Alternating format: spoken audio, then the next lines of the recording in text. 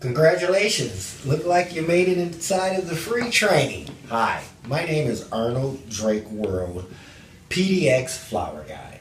Now, what I'm going to do today is I'm going to show you how to make the basic Calily.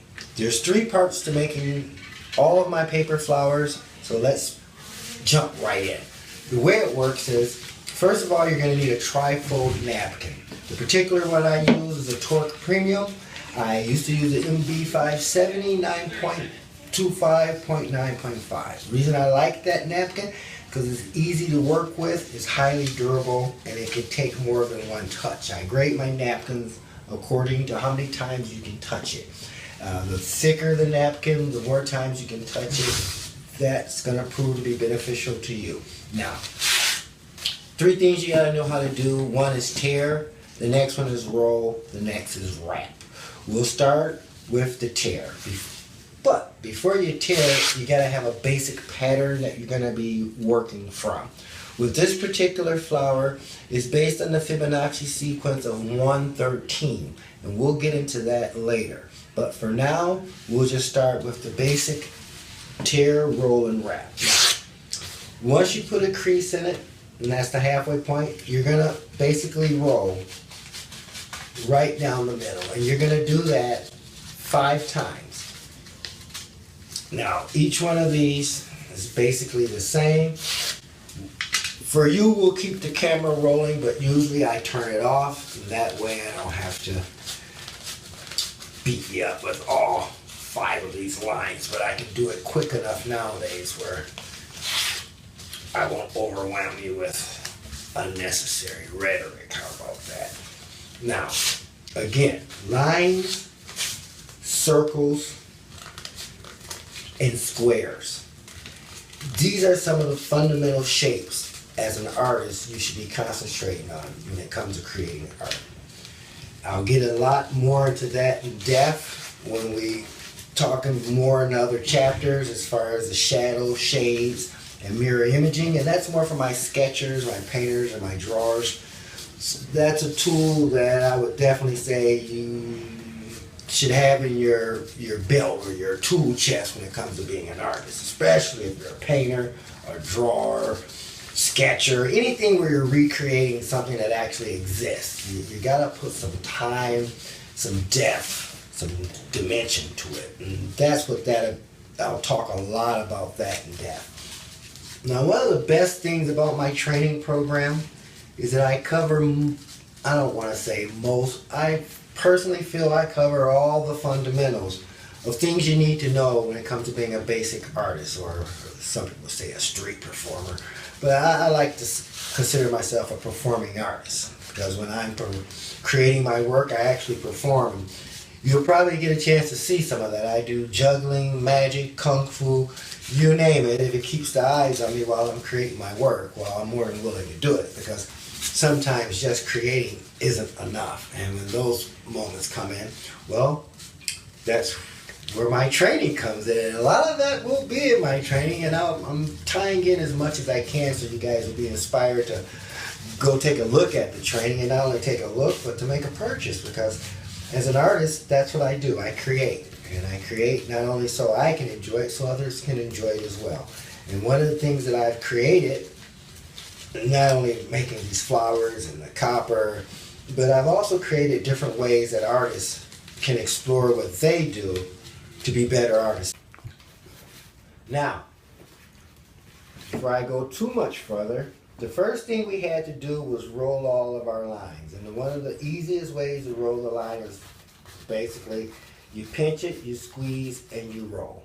Okay, once you create 5 of those, then you're going to tear it. And you got to tear it with the understanding of this is the shape that you want to create in the end. So now, if you look at this in thirds, you'll see that your first third is at a slant. And then you only have so much paper, so common sense is going to tell you got to stop at that point, and that's where you stop. Now, once you get to that point, I usually start from the back because I want to make sure I have enough room. So I have something to grab, so I have something to roll. So again, you tear, you roll, you wrap. Right now we're still in the tear mode, but sometimes they overlap as far as the tearing and the rolling or the wrapping and the rolling. It all depends on where you're at that particular moment for that particular flower. Okay. We've rolled it, and here's your tear. So you got your tear, you got your roll. You got one more roll, and that's the edges. And then after that, we'll go to the wrap. Now, if you look at this, you'll see that you have the basic formation of what this is going to look like. Now, once you get it to this point, same thing. Now, here's a helpful tip. I usually have with me a napkin, and I always keep a little bit of water on the side, because I'll give you guys a helpful tip. If you lick your fingers in public, you won't get as much for your flower as if they see you touch the paper napkin. Now, a lot of stuff I do is based on what third graders tell me to do. I'll get into that in another chapter, but for now I'll give you a quick overhead. My little third graders made it very clear to me that I'll probably get a lot more for regular flowers than for spit flowers. And because of that, when I'm in public, I always put water on the napkin to wet my fingers. Now, with that being said, back to your roll and wrap. Put a little moisture to your finger. It'll help you grab onto that napkin, because after you touch this long enough, your fingers will get dry. You proceed to roll up to the tip. Once you do that, you go to the other side and you do the same thing. And that's going to create your edge. The hardest part about what I do is the edge. Once you catch onto that, what I'm doing right here, and that's rolling you an edge, after that, it's pretty easy to do. And so I always tell people, don't concentrate on making a flower. Concentrate on getting yourself a good edge, because that's going to help when it's time to make the more difficult and delicate flowers. If you got a good edge, they last. My sister's wedding napkin is almost 20 years old. And one of the main reasons why is, as long as that bottom don't come apart, this part right here, the flower holds together. I guarantee them for 10 years. If you see something that leaves what I make, I'll put a 10-year stamp on it, that it'll be probably around as long as some of these marriages are. I shouldn't say that. But yeah, it'll be around. I got a lot of proof of witnesses out there. If you go to my Facebook page, you'll actually see flowers that's 10 years if not older.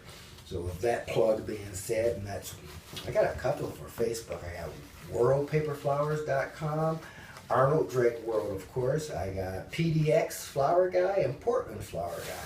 So any one of those, you'll find me on Facebook, and if you log in and sign up, and you'll be able to get a lot of training that I don't make available to the public. I probably shouldn't say this, because not everybody I try to get all my free training through Facebook.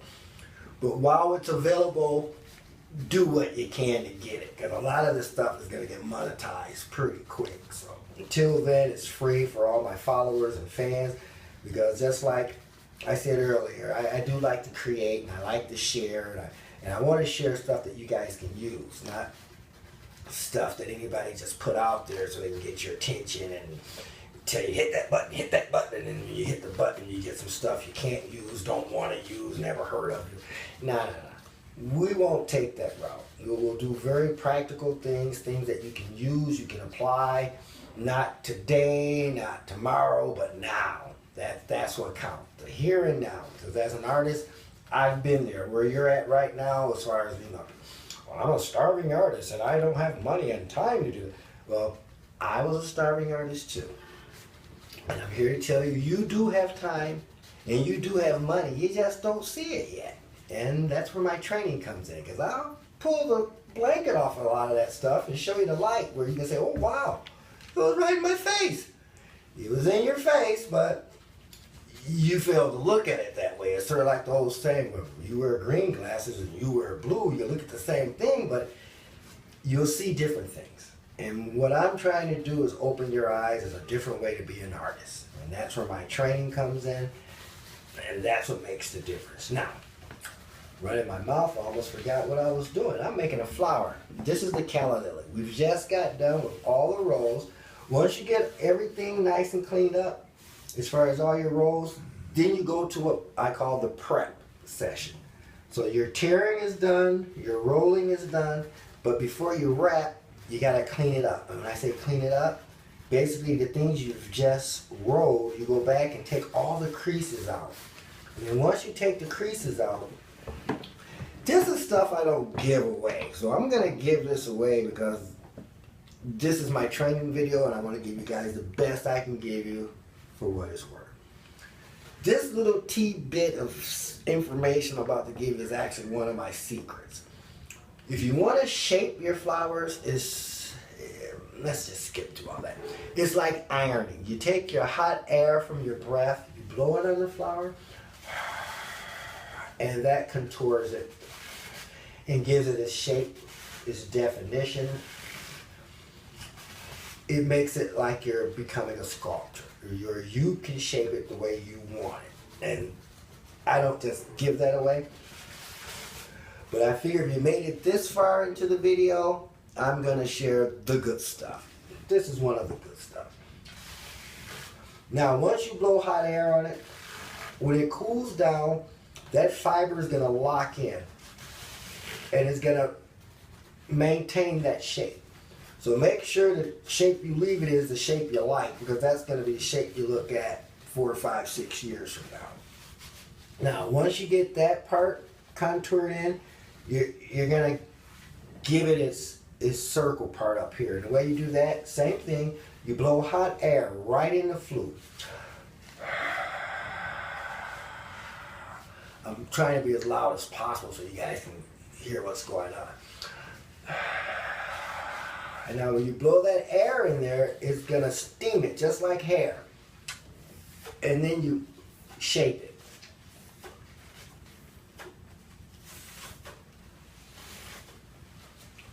Now, once you got this part done, you need to make your center part.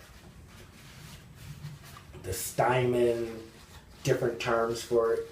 And that's all in the book as well. My training, I give a crossword puzzle, hidden word game, to give all the definitions of a flower and things of that nature, so you can not only learn how to make a flower, but you can educate yourself on all the different parts of a flower. Now, we're going to get going here. Now, hey, hold on. When I did my first book, We Don't Fold, We Roll, quick plug there. One of the things that I was really big on was not wasting anything. Because when little kids are tearing napkins at the table, the first thing the parents are going to be thinking, oh my God, he's tearing these napkins, he's wasting these people property and money. No.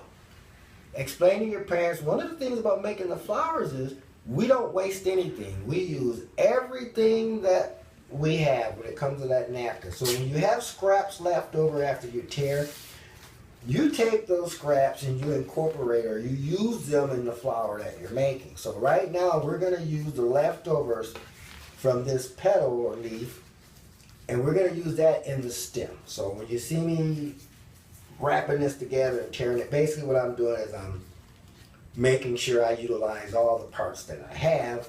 Therefore, my parents, well, I'm 67, my mother's 87 years old now. She doesn't get upset with me for tearing napkins at the table, but your parents might get upset with you. So with that being said, you can explain to them I use every part of that napkin. I don't waste anything. And when I'm done, I might be able to sell it. And that might catch their attention. So keep that in mind. Okay, that was your first tear, roll, and wrap. We're wrapping when we made that. Now, I'm going to break this down. There's 2 ways to break this down. When it comes to wrapping or making your stems, you can do a 3 or a 4. When I say a 3, I'm basically saying fold this and tear it 1, 2, and you'll get 3 parts. If you're doing a 4, same thing, fold it in half, and then you get 4 parts. If you want to go to 6, when you do 3, you put it in half, now you got 6. If you want to do 8, you do 4, tear it in half, now you got 8.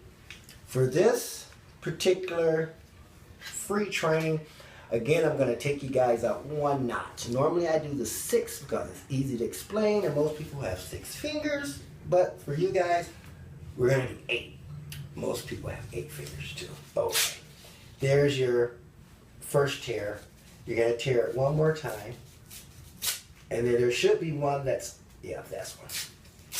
Tear that. That'll give you 8. Now you take those 8 and you're going to wrap your stem.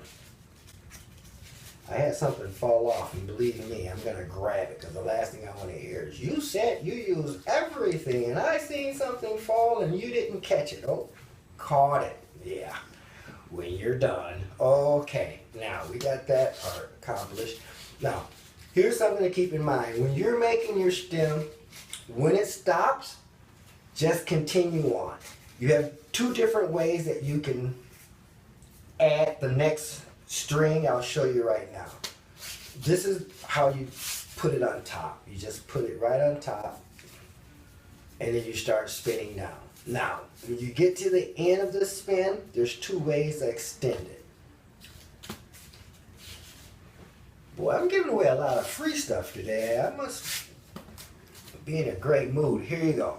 This is the stuff I show people when I'm just doing the quickie. I tell them to put it on top and keep spinning. However, the best way to do it, the cleanest way, is to put it right in the middle. And then once you do that, you keep it nice and tight, you start spinning, and you'll see when you do it that way, it has a much cleaner finish to it. I mean, both ways work, but when it comes to making money and selling and giving my best product, I use that technique. I found in the long run, it holds up the best, it looks really good, and well, if you're gonna make a flower for your loved one, you wanna do the very best you can. There you go. Okay, now after I wrap this, the next time, oh, I got a little runner up there. So I gotta go back and clean that up. Instead of using another napkin to do it, I'm gonna do it right on the spot. This is something you guys need to see because I hate when accidents occur. He didn't show me that on the video. Well, here you go, I'm showing it to you. You get a little spur like that, backtrack, clean it up, and redo it. Because what happens is, it looks good now, but 3, 4, 5 years, that's going to be shredding, falling apart, and then you're going to have people telling you about how your flower, they still got it, was a little, raggedy. Yeah, let's clear that up right now. There you go. Now, nice and clean. Now, another thing you're going to find is sometimes you'll find this is a lot thinner than this. When that happens, simple remedy, you just add more napkins.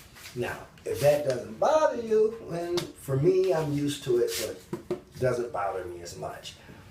Now, when you take this, you'll see your lines because you had the third and the third and third. The first third line should be right in that area, and that's where you want the tip of this to fall. You can take it a little lower or a little higher, but mainly you want the tip of that to fall right in that area. Just push it down just a wee bit there. Feel like Bob Villa, the guy who does the painting. And if you take that and you move it just a little bit, it makes a big difference. There you go. Now, this is one of the last parts of your tear, wrap, and roll. Before you do your final roll, make sure everything is clean. Because once you pinch this and start squeezing and rolling, it's locked in.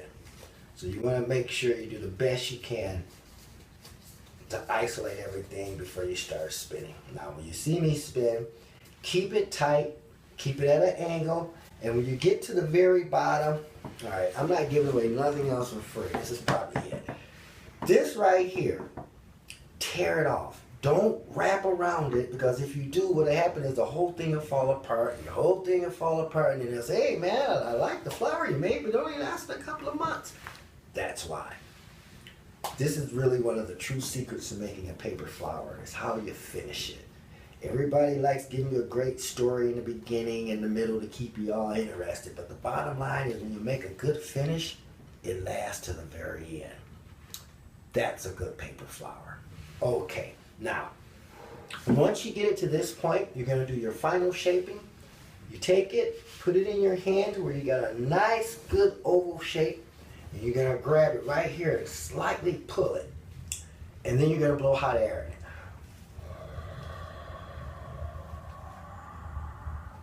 If you seen when I was blowing the hot air, I slowly went down, and that's what gives it the shape. Then once you do that, you take your finger right on the edge, and you're going to blow hot air all the way around on that edge.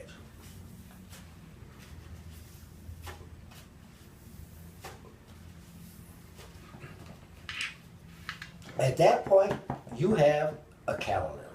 Now, I do have one left, and one of the rules is, because eventually we're going to have contests, rules, and all those things where you guys can go against each other with competitions, fundraisers, rallies, and you have to use everything. Okay, this is the last and final wrap.